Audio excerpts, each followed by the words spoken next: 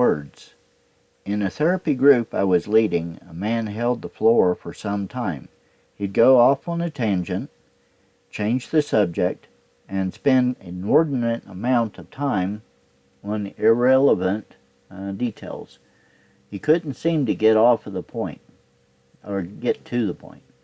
Other members were spacing out, dozing off, or becoming restless. Just as I was about to speak to the man's struggle with getting to the point, a woman in the group spoke up, saying bluntly, "Bill, talk net, will ya?" Talking net rather than gross means putting a net or boundary on how many words we use and how we use them, and that can be a struggle for many. How we use language can deeply affect the quality of our relationships. The words we use can be a source of both blessing and cursing. James 3, verses 9 through 10. They can be a blessing when we use them to emphasize, identify, encourage, confront, and exhort others. They can be a curse when we use them to do the following: hide from intimacy by talking nonstop, dominate conversations to control others, gossip, make sarcastic remarks expressing indirect hostility, threaten someone expressing direct hostility, gain approval through flattery, give the silent treatment without holding words to punish someone.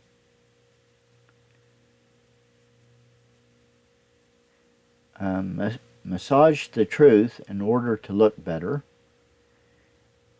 and seduce or manipulate.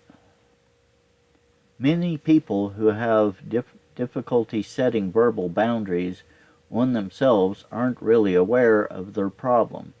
They are often genuinely surprised when a friend says to them, "Sometimes it seems like you interpret my commas as periods."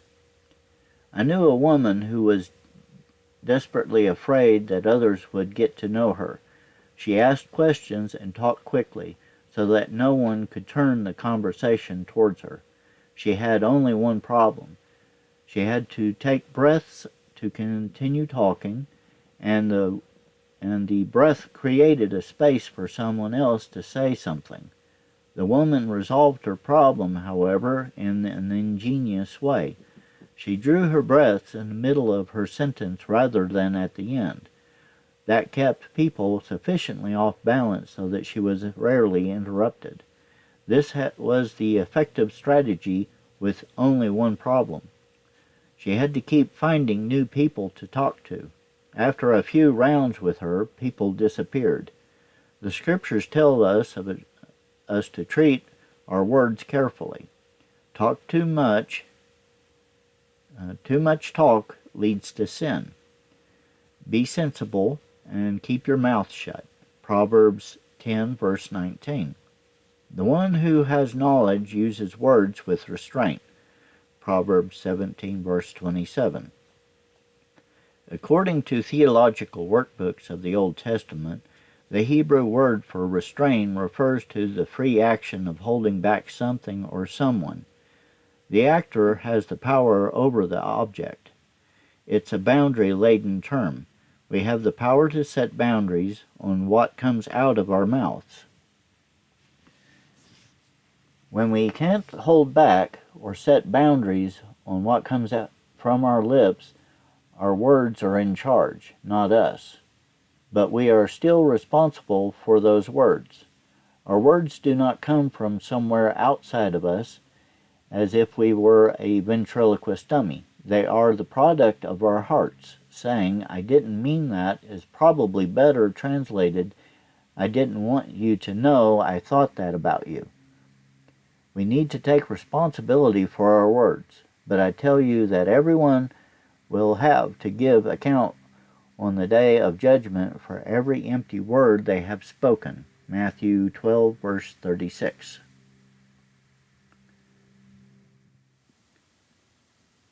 Sexuality. As Christians are finding more safe places in the church to be honest about spiritual and emotional conflicts, problems related to sexual acting out have emerged as a major issue.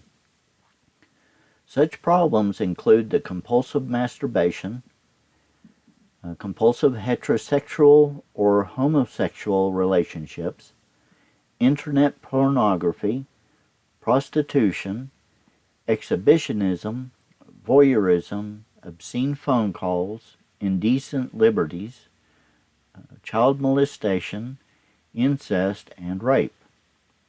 The individual caught up in an out-of-control sexual behavior generally feels deeply isolated and shameful. This keeps what is broken in the soul sequestered in the darkness, out of the light and relationship with God and others, where there can neither help nor resolution. His or her sexuality takes on a life of its own. Unreal and fantasy-driven, one man described it as a not-me experience. It was for him as if the real him was watching his sexual actions from across the room. Others may feel dead and detached, that sexuality is the only way they feel alive. The problem, however, is that, as in most internal boundary conflicts, sexually boundarylessness becomes a tyrant, demanding the insatiable. No matter how many orgasms are reached, the desire only depends, and the inability to say no to one's lust drives one deeper into despair and hopelessness.